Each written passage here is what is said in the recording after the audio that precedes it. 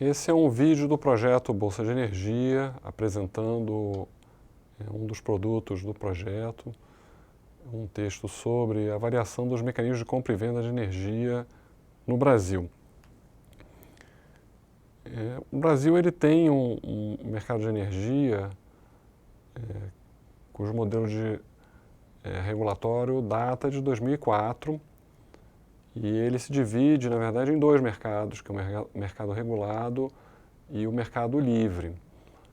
O mercado regulado ele é onde as distribuidoras compram energia para abastecer os seus mercados, responde hoje por aproximadamente 70%, um pouco menos talvez já, do mercado. E o mercado livre é um mercado pouco regulado que opera em cima de uma infraestrutura bastante frágil financeiramente e que vem crescendo e que é bastante dinâmico. É um mercado que tem trade, que tem negociação, que se desenvolveu muito nos últimos anos.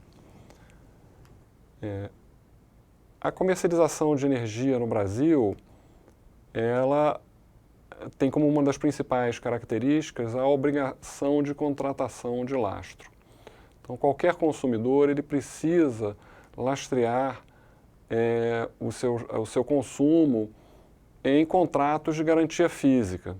Como é que funciona isso? O MME, o Ministério de Minas e Energia, ele concede aos geradores um montante de garantia física. Então, digamos, uma hidrelétrica que tenha, por hipótese, 1.000 megawatts, ela provavelmente vai ter uma garantia física de algo como 500 megawatts, talvez um pouco menos, um pouco mais.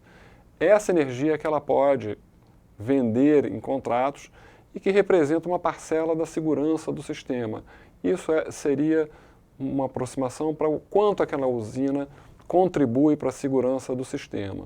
Então, os geradores eles têm lastro, eles têm garantia física e o consumo precisa lastrear 100% do consumo em contratos baseados em garantia física. A garantia física é registrada na CCE e os contratos de garantia física são registrados na CCE de forma que a CCE sabe se um agente está exposto, por exemplo, se ele está vendendo todo o seu lastro ou apenas uma parte, e ele pode verificar todos os meses, a CCE pode verificar todos os meses, se cada um dos agentes de consumo, se ele está cumprindo a obrigação de lastrear 100% do consumo em garantia física. Então, no caso das distribuidoras, essa verificação é feita apenas ao final de cada ano. No caso dos consumidores livres, ela é feita todos os meses, numa média dos últimos 12 meses. O agente que não cumprir essa obrigação, ele está sujeito a uma penalidade muito grande, o que faz com que os agentes procurem contratar dos geradores em prazos maiores. Então você tem contratos a prazo, são contratos regulados pela Lei de Comercialização de Energia, que podem ser tanto os contratos de comercialização de energia do ambiente regulado, CCEAR, como eles podem também ser contratos de comercialização no ambiente livre. E esses contratos são contratos que têm a característica de possuir tanto lastro, ou seja, aquilo que o consumidor precisa comprar para não sofrer penalidade a nível da CCE, como eles envolvem normalmente também um montante de energia. Então, os contratos, o que é comercializado é lastro mais energia. A contratação de energia, ela é, por um lado, a necessidade do agente de consumo de cumprir a sua obrigação de estar lastreado em garantia física, mas, por outro lado, ela também é uma forma como esse agente pode fazer hedge contra variações dos preços de curto prazo. Se o agente não tem um contrato e consome, ele está exposto ao preço de curto prazo.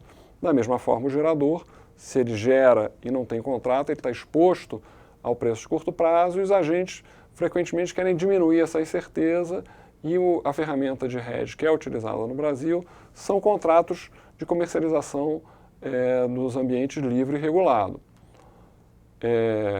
A CCE ela faz todos os meses o balanço entre quanta energia foi efetivamente medida, seja para um gerador, seja para um consumidor, e quanto aquele agente tem de contratos. Então, por exemplo, se um agente de geração, ele tem contratos de 100, mas ele gerou 105, ele tem um excesso, ele tem uma sobra, ele tem um crédito no mercado de curto prazo da CCE, que vai ser valorado ao PLD.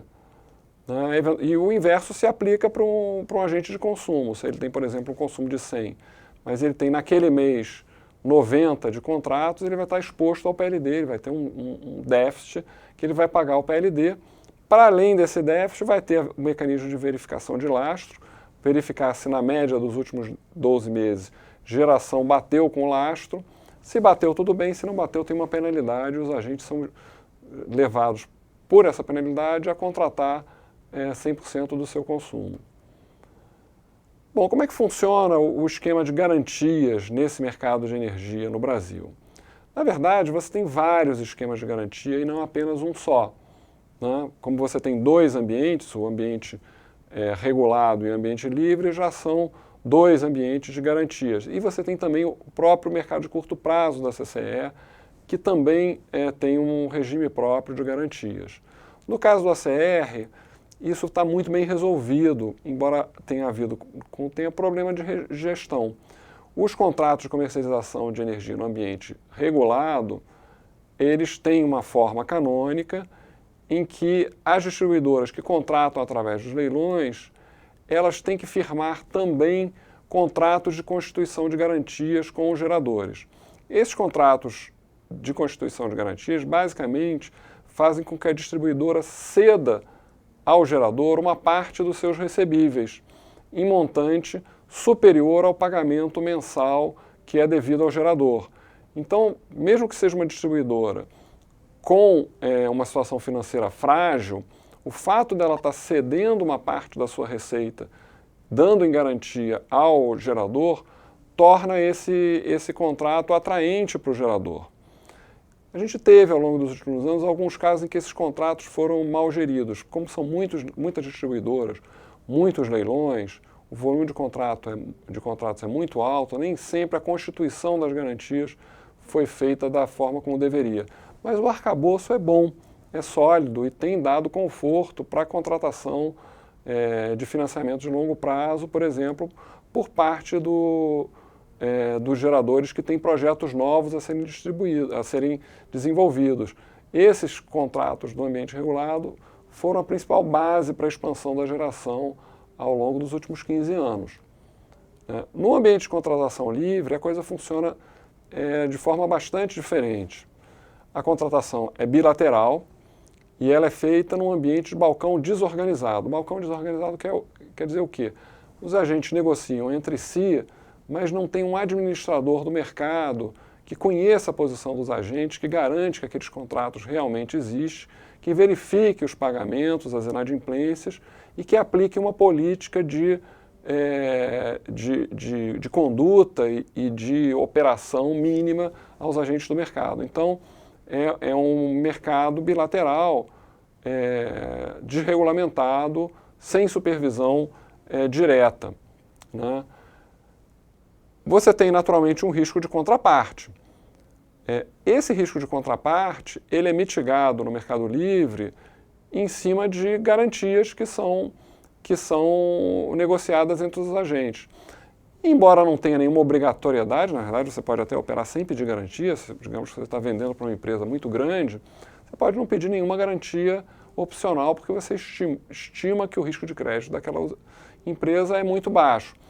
Mas normalmente se oferecem garantias e tem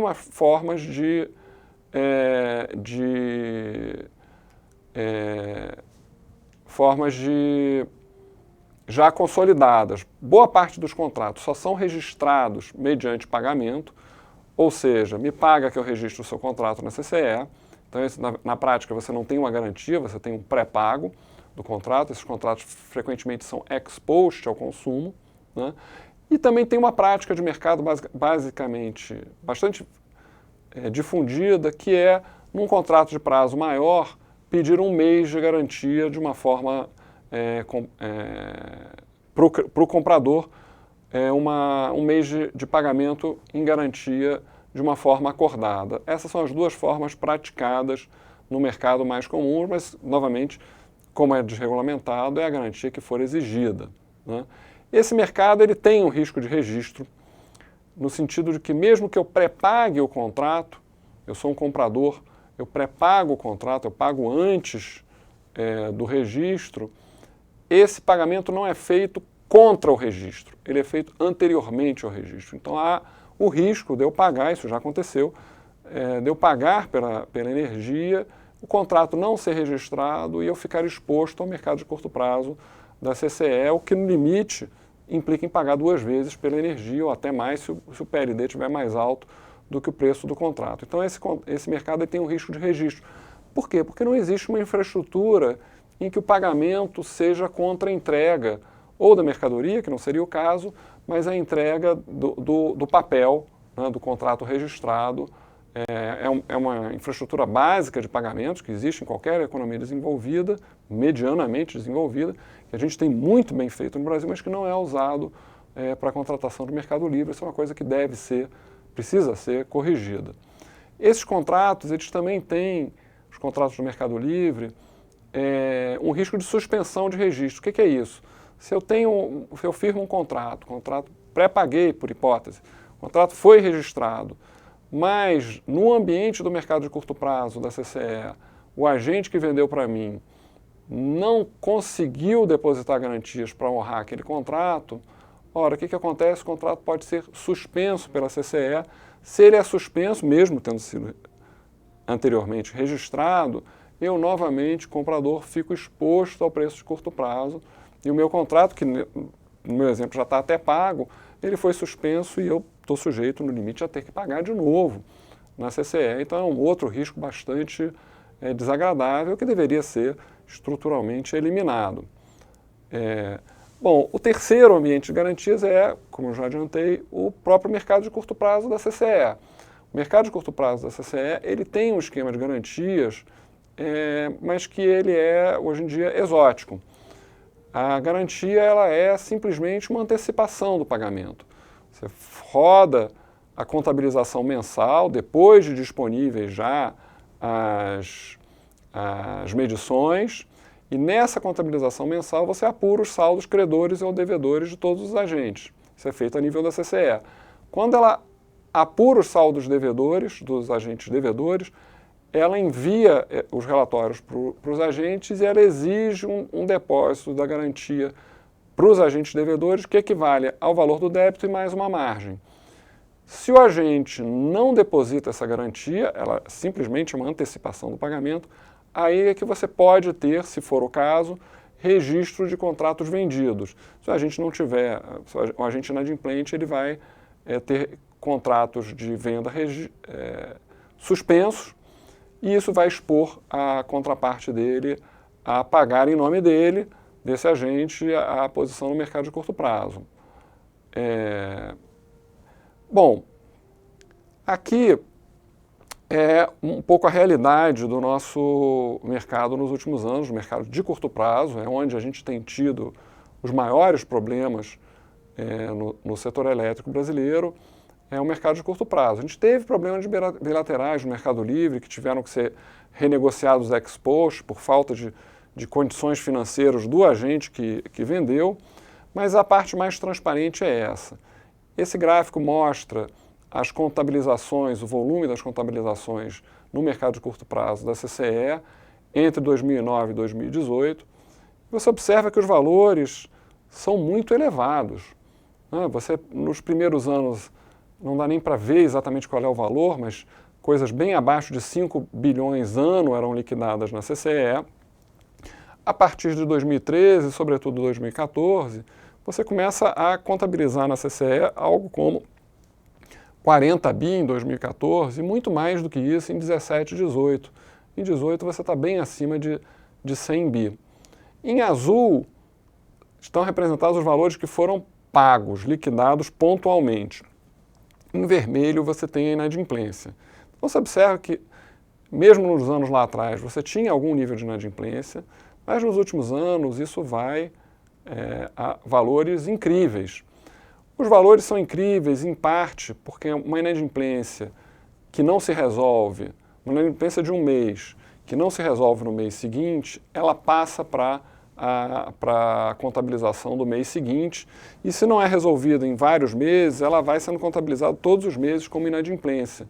Então o valor, por exemplo, esse valor aí de 96 bi de inadimplência em 2018 não quer dizer que em nenhum momento tivesse 96 bi em aberto, mas o mesmo valor em aberto repetido, mais ou menos igual ao longo de vários meses, totalizou 96 bi. É assim que deve ser lido o gráfico, mas mesmo assim são valores incrivelmente altos, o que mostra que esse mercado não é funcional. No próximo gráfico, a gente vai ver a contabilização da CCE num período menor, só de julho de 17 a fevereiro de 19, separando a causa da inadimplência. Em azul, permanece sendo os valores que foram efetivamente liquidados mês a mês, que são valores elevados. Você pode ver aí que frequentemente dá acima de 2 bi, ou talvez até atingindo perto de 4 bi efetivamente liquidados. Os valores em vermelho são valores que não foram liquidados porque os agentes devedores estavam, ou talvez ainda estejam, porque esse problema persiste, protegidos por liminares, decisões liminares da Justiça, que fazem com que a CCE não possa executar, ela contabiliza, mas ela não pode exigir o pagamento desses débitos. O principal objeto de liminares são as liminares relativas ao GSF, hoje em dia GSF do Mercado Livre, a quase totalidade desses valores em vermelho. E repetindo, a maior parte da inadimplência é a mesma inadimplência de um mês que se prolonga nos meses seguintes na medida em que o valor não é pago. Você em amarelo tem outros valores em aberto. Outros valores em aberto são várias coisas. A gente teve inadimplência nesse período de distribuidoras, sobretudo da antiga Eletrobras, em valor, que eram antigamente da Eletrobras e foram privatizadas, elas tinham inadimplências consideráveis. Você tem recuperação judicial de uma ou outra empresa que também afeta e parcelamento de débitos também afeta aí. São valores proporcionalmente às liminares pequenos, mas são mesmo assim muito importantes. Você vê que não tem mês aí que não tem um valor em aberto que aparece no gráfico, então deve ser alguma coisa na faixa aí de 400, 500 milhões ou coisa que o valha. Então são valores muito altos, é um ambiente de extrema indisciplina e fragilidade financeira, ainda que por razões judiciais, é um desenho muito, muito frágil. Bom, quais são... Esse modelo de comercialização, evidentemente, ele precisa de melhorias em vários aspectos. Né? Esses últimos gráficos, eles mostram isso, a parte mais visível, que foi a inadimplência, que tem sido, que ainda é a inadimplência na CCE. Mas mesmo o ambiente do Mercado Livre, onde você tem bilaterais de gaveta, a gente tem reporte, não tem registro, porque não é um mercado de balcão organizado, mas a gente tem relatos de agentes que tiveram problemas financeiros, que não conseguiriam honrar suas posições, que simplesmente renegociam, fazem uma renegociação forçada, e a contraparte prefere receber alguma coisa do que entrar numa decisão da justiça, numa recuperação judicial, que talvez só receba alguma coisa em muito tempo. Então é um mercado frágil também. Os contratos do Mercado Livre, eles são estruturalmente frágeis. No Mercado Livre estão as principais empresas do Brasil, então tem contrapartes excelentes, mas o modelo, a infraestrutura de negociação e de contratação, ela é a mais frágil possível, são contratos de balcão desorganizados, sem supervisão financeira. Pois bem, do ponto de vista do ACR, os contratos são bons. Né? Os contratos que as distribuidoras firmam com os geradores, eles são bons contratos. Então ali você tem um mecanismo de venda de excedentes que funciona mal, mas que não vou entrar em detalhe, não tem garantias, mas o CCR, que é o principal, funciona de uma forma muito boa, embora tenha sido mal gerido no passado, no sentido de que, frente à enorme quantidade de contratos, nem sempre as garantias foram constituídas da forma como deveriam.